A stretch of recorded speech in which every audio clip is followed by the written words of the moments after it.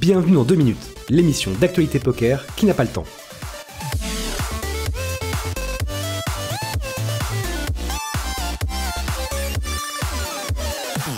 Retour à Sin City.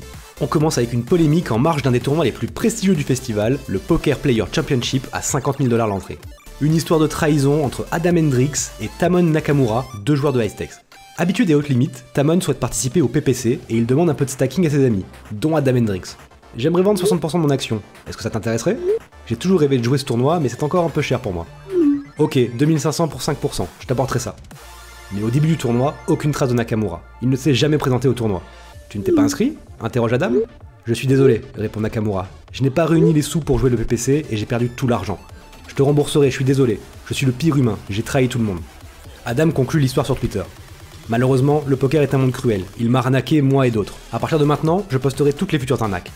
C'est triste de voir que le plus gentil peut parfois être le plus truand. Ironie du destin, Adam postait un tweet une semaine plus tôt pour évoquer son amitié avec Nakamura. L'une des personnes les plus amicales qu'il ait rencontrées.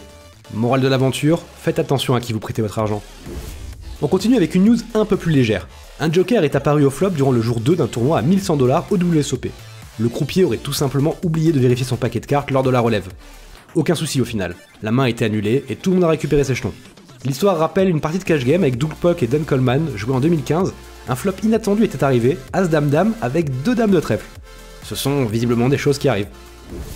L'event 61 Ladies Only a débuté. Cette année, plus de 1000 femmes se sont présentées, et parmi elles, quelques françaises. On a pu apercevoir notamment Rosalie Petit, ou encore Audrey Coaching qui termine avant les places payées, 198ème. On attend encore avec impatience le premier bracelet tricolore féminin.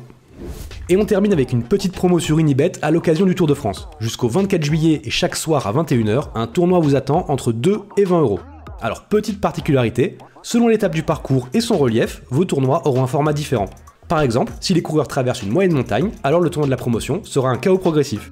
Votre objectif, conserver l'un des maillots, comme le célèbre maillot jaune, dans l'un des 4 classements où 6 000 € de prix seront mis en jeu. Si vous êtes intéressé et que vous n'êtes pas encore inscrit sur Unibet, Spinelite vous offre plusieurs bonus à l'inscription via leur site, du reg-back, une race exclusive et même éventuellement un accès gratuit au contenu Speed for Win. Voilà, c'est tout pour aujourd'hui. Comme à chaque fois, n'hésitez pas à donner votre avis en commentaire, mettre un pouce bleu ou tout simplement partager la vidéo. On se donne rendez-vous dimanche prochain, c'était Value Equal True, à bientôt.